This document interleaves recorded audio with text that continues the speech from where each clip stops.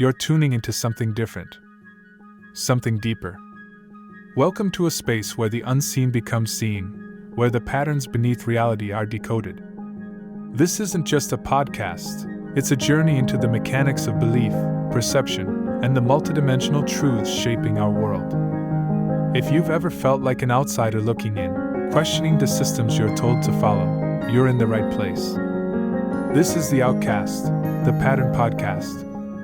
Let's dive in. Welcome to the Deep Dive. We're digging into some really interesting material today, looking specifically at what the sources call New Age delusions. Yes, it's about using these ideas as a lens, a way to understand some complex spiritual viewpoints you shared with us. Exactly. So our mission, if you will, is to explore these sources, talking about two quite different spiritual perspectives. There's this organic path. Focused on inner development, yeah. And then there's this projected path, which talks about a golden age that, well, might not do what it seems. That's the core of it. The sources draw a really sharp line between, let's say, authentic inner growth and something that looks like progress but could be subtly confining. A gold-plated prison, I think was the phrase used. That's the one. It really paints a picture, doesn't it? Something that seems valuable, attractive even, but ultimately limits your freedom. It highlights why discernment is so crucial right now. Definitely.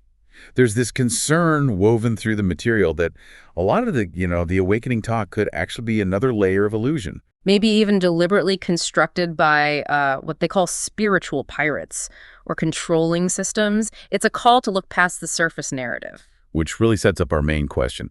What does it actually mean to become real or actualized, according to these sources, versus getting sort of snagged by these spiritual illusions? Okay, so let's start with those two energetic timelines you mentioned. The organic path versus the projected path. Right. What's the fundamental difference there? Well, the organic path is presented as deeply personal. It's about inner spirit development, unique to each person. Okay.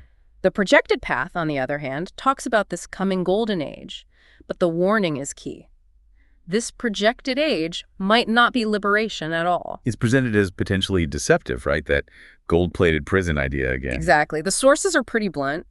It's not freedom, it's a trap. It suggests we need to be wary of narratives promising a perfect future delivered by external forces. So while there's excitement about, a new age of unity and light, we need to question who is defining that age and how it's supposed to come about. Is it empowering individuals from within, or is it just another form of external control dressed up in spiritual language? a potential counterfeit then.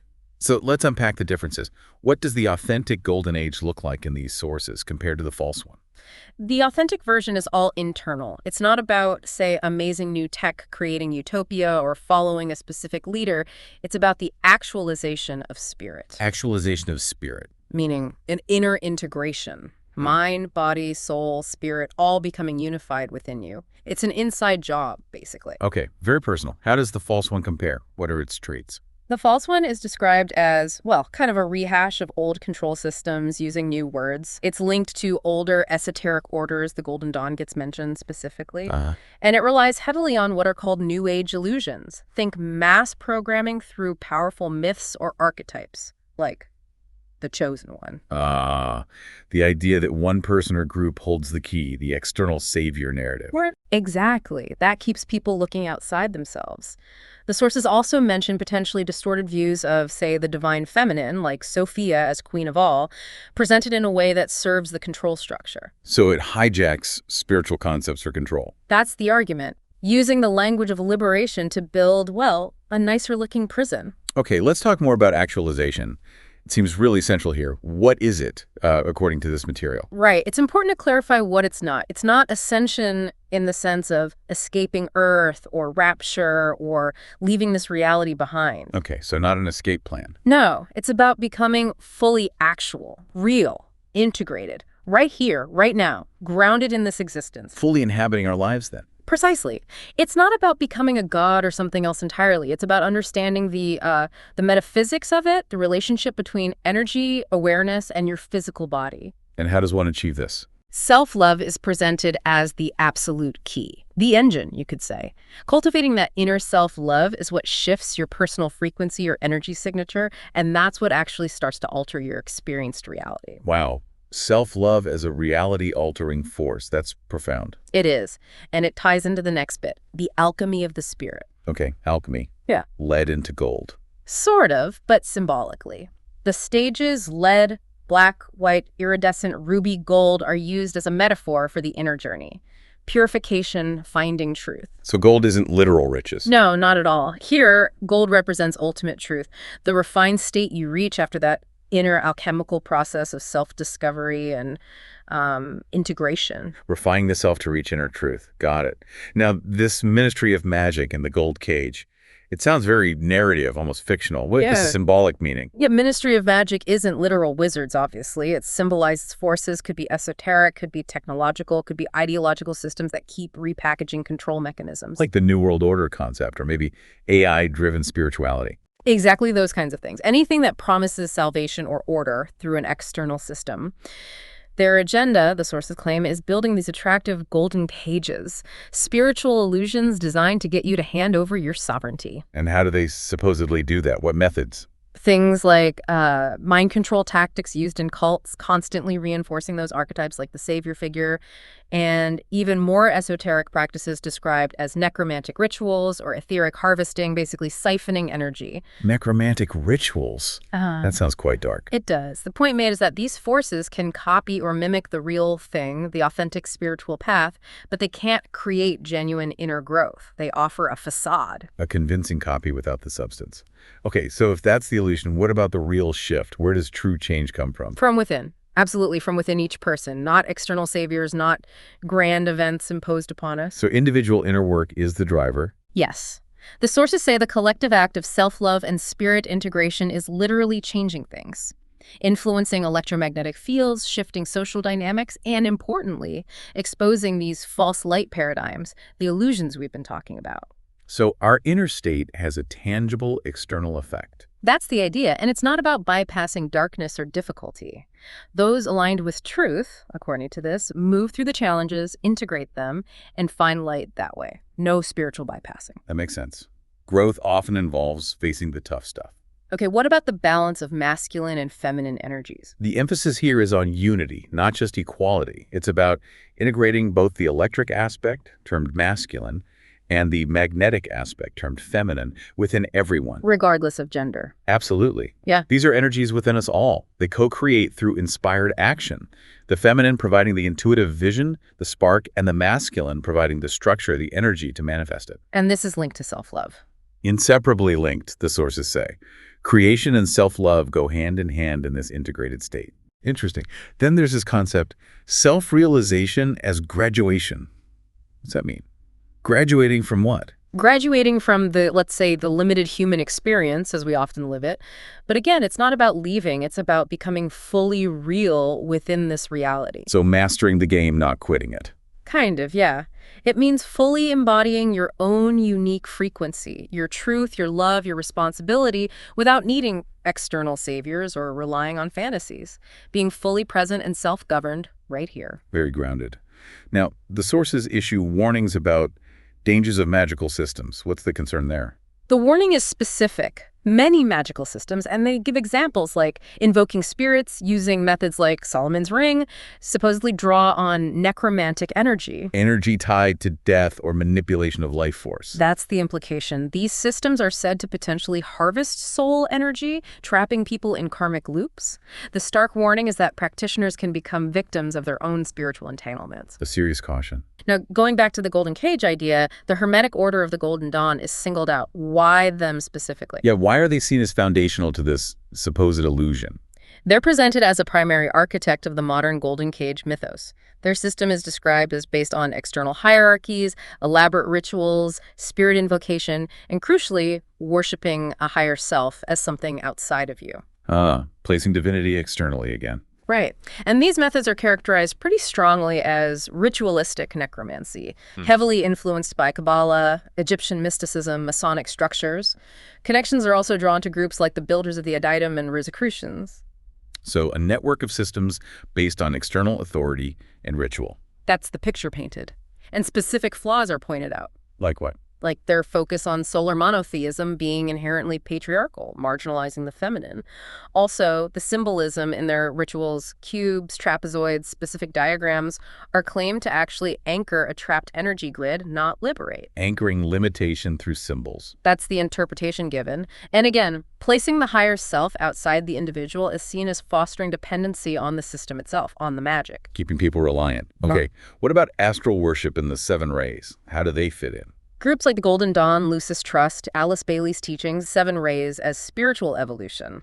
But the sources argue it's actually an astral trap. A distraction. A distraction, yeah. Keeping people focused on astral realms and complex systems instead of the core inner work needed for actualization in this reality. They say these groups hijack ancient symbols to create these new age cults and astral diversions. Misdirection, using familiar spiritual language. There's also an example about alchemical confusion, Mercury and Mars. Yeah, the specific claim is that alchemical Mercury, symbolizing transformation, gets confused with Mars, symbolizing aggression. This symbolic mix-up is then linked in the source material to narratives around figures like Elon Musk and a kind of techno-ascension. How so? Satellite launches, called new stars, are interpreted as a symbolic ritual announcing their version of a golden age, one driven by technology, seen as illusory. A very symbolic reading of current events. So what is the nature of the true creator force according to these texts? It's described as beyond gender, beyond hierarchy, beyond needing worship. Not some external deity. Where is it then? Within. It resides within through wholeness, love, our own integrated electromagnetic field, and spiritual sovereignty. It's about realizing our connection, not seeking external saviors or initiated elites. Very much an internal, inherent connection. Yeah. Okay, wrapping up that section, there's some final warnings regarding externalized spirituality. What's the gist? The core message is, be wary. Anyone teaching ascension as an escape, worshiping an external higher self, or pushing chosen one myths without grounding it in inner unity, mind, body, soul, spirit, is likely perpetuating the golden cage illusion. So the focus must be internal integration. Absolutely. Systems like the Golden Dawn are flagged as entangled with ritual magic, energy harvesting, potential possession, and messing with karma. The final line is stark. If the higher self is outside of you, it's not your higher self, it's a trap. A very direct warning. So if that's the trap, what's the path forward? The real golden age? It's called actualized sovereignty.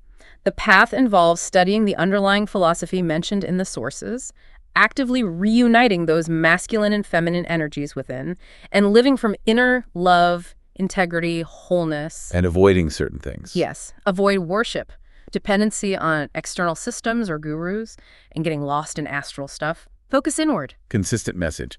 Then there's talk about the illusion of divine systems and control. Right. This builds on the idea that ritual systems can manipulate spiritual language and symbols to essentially trap the soul in a false construct. Even sacred geometry, like Metatron's cube. Yes. Things like triangles of light or Metatrons presented not as inherently divine, but as potential control mechanisms, part of this trapezoid structure meant to confine spirit. Metatron isn't seen as a being, but a construct for control via the Kabbalistic tree of life. So reinterpreting even widely revered symbols as potentially limiting. This leads to the ritual of entrapment idea. Exactly. It describes a pattern. Spirits get trapped, artificially elevated, then their energy siphoned off using Kabbalistic structures, pyramids, Sephiroth, crosses. And the Christos concept. It's interpreted negatively here, not as salvation, but as an idea that squares the soul, cuts it off from divine flow, anchors it in materiality. Wow. Specific examples of this hijacked energy. Masculine energy forced into a solar redemptive loop. Feminine archetypes like Isis, Mary, Sophia, symbolically twisted and sacrificed to uphold masculine dominance, basically severing the sacred union within, causing division. A very critical take on traditional religious and mystical frameworks. Even the cube and cross are seen as traps. Yes, spirit being forced into triangles, then the cube of matter symbolized by the Star of David or the cross under the Kabbalistic tree. These are viewed as closed circuits, snares. Even LVX, often meaning light. Interpreted here as light of the cross, meaning it keeps spirits stuck in the material cycle of rebirth. So what's missing from these ritual systems, according to the critique? Genuine inner work, self-reflection, healing, actual realization. The key to actualization is bypassed or misused. The ego gets inflated to God status, and ritual mind control replaces real divine wisdom. A complete inversion of the inner path. So the way back. Is the philosophy of inner actualization. That is the real golden age, the inner transformation. True growth comes from inner unity, heart coherence, spiritual sovereignty, period. Okay. And are these controlling systems still relevant? The sources say yes, they're still active, still trying to weave illusions, but their power is weakening. As people wake up to these dynamics, they'll hold lessons. The final line sums it up. We are no longer bound to the trapezoid. We are stepping over the snake, not dancing with it. A powerful image of liberation. It is. It ends with a call for discernment, reclaiming the heart, studying the philosophy, and doing the real inner work. Okay, so let's try to wrap this deep dive up. We've really journeyed through this contrast, haven't we? Between the allure of these external golden ages, often tied to complex systems and promises. And the perhaps more demanding but ultimately sovereign path of inner spiritual actualization, turning inward. It really forces you to think about discernment, doesn't it? How to tell what genuinely nourishes your spirit versus what just, glitters like gold but might be that cage. Absolutely. And maybe the question to leave everyone with is this. Where are you placing your focus? How do these concepts of inner sovereignty, of self-love being this potent force for change, resonate with your own journey? Are you looking outwards for answers, for saviors, for systems? Or are you committed to cultivating that truth and strength within yourself? That's the core question, really. Something to reflect on as you navigate all the information out there.